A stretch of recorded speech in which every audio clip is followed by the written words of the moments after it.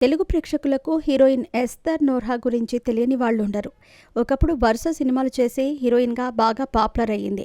ఇటీవల అడపాదడపా సినిమాలు చేస్తూ ప్రేక్షకులను ఆకట్టుకుంటోంది. 1000 అబద్ధాలు అనే మూవీతో టాలీవుడ్ ఇండస్ట్రీలోకి అడుగుపెట్టింది. ఆ తర్వాత భీమవరం బుల్లోడు సినిమాతో మంచి హిట్ను తన ఖాతాలో వేసుకున్న ఎస్తర్ సినిమాలు చేస్తూనే ర్యాపర్, సింగర్ నోయల్ను ప్రేమించి పెళ్లి చేసుకుంది. కొన్ని రోజులు బాగానే కాపురం చేసిన వీరిద్దరూ మనస్పర్ధల కారణంగా విడిపోయారు. ఆ తర్వాత పలు ఇంటర్వ్యూలలో పాల్గొంటూ ఒకరిపై మరొకరు ఘాటు వ్యాఖ్యలు చేశారు. ఆ ఇంటర్వ్యూ వీడియోలు సోషల్ మీడియాలో వైరల్ అయ్యాయి. తాజాగా ఈమె మరోసారి వరుస ఇంటర్వ్యూలతో ఫుల్ బిజీగా ఉంది. తాజాగా ఓ ఇంటర్వ్యూలో పాల్గొన్న ఈమె షాకింగ్ విషయాలను బయటపెట్టింది. హీరోయిన్ ఎస్తర్ హీరోయిన్గా ఎన్నో చిత్రాల్లో నటించింది, కానీ స్టార్ హీరోయిన్ అవ్వలేకపోయింది. దానిపై అనేక ఇంటర్వ్యూల్లో ఈమె బయటపెట్టింది. తాజాగా ఓ ఇంటర్వ్యూలో పాల్గొన్న ఈమె కమిట్మెంట్స్ గురించి బయటపెట్టింది.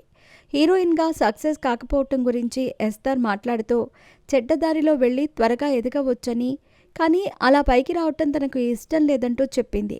చాలామంది హీరోయిన్స్లా తాను కమిట్మెంట్ వంటి విషయాలను లొంగిపోయి ఉంటే పెద్ద హీరోయిన్ అయ్యుండేదాన్నని చెప్పింది.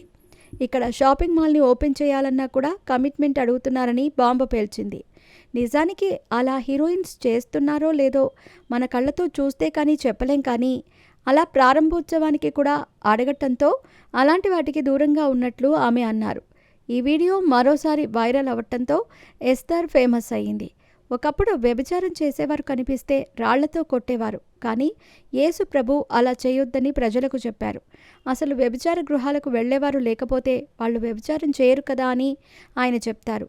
మనం ఒకరి మీద ఆధారపడకుండా ఉంటే ఎలాంటి అవసరాలు రావు. ఒకసారి డిపెండ్ అయితే జీవితాన్ని కోల్పోవలసిందే అని ఆమె అంటున్నారు. వ్యభిచారం చేసే ఒక అమ్మాయి డబ్బు కోసం మాత్రమే ఆ పని చేస్తుంది. అలాంటప్పుడు ఆమెకు కొంత డబ్బిచ్చి ఈ పని చేయొద్దని మగవాళ్ళు చెప్పొచ్చు కదా. అలా ఎందుకు చేయలేరు?